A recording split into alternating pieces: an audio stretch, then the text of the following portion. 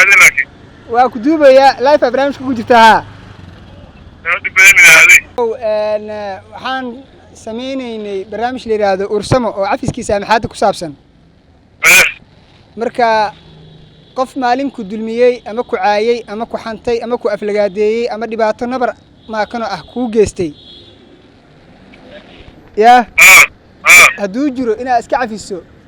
adigana cagsigeeda hadaa qof u geysata iska cafiso barnaamij noocaas aan ka shaqeynayna marka adi macal Cabdikaafi ahaan maadaama saaxiibkay tahay waa ugu soo dhacday waa labadeena iska fawdo badanahay waa isxifaaleynaa waa isdibnaa bir Ramadan waa lagu jiraa marka waxa isir bal saaxiibka ka bilow cafiskiisa maxaada أنا kuma qaadin ana waxa ku dhaca adina wax qaadabo ma jirin may ana urku wax ku qaadin hadana waxaan jeclaystaa mar inaan ku ogeysiyo xogaa inaan u baahanahay calaal samidaada aniga soo cafi aniga laftiga xalaal laga yaabo inaan kulabe صح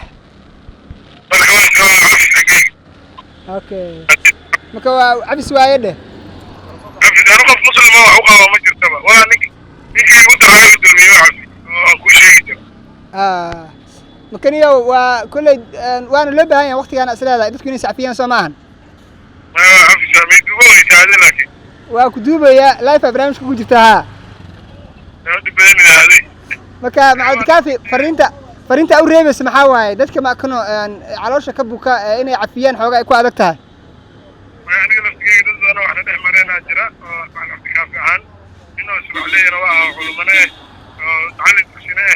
wixii oo aniga wax iga sameeyay ama inaan maartay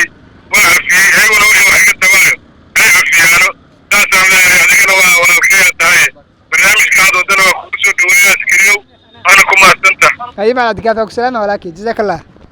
السلام عليكم.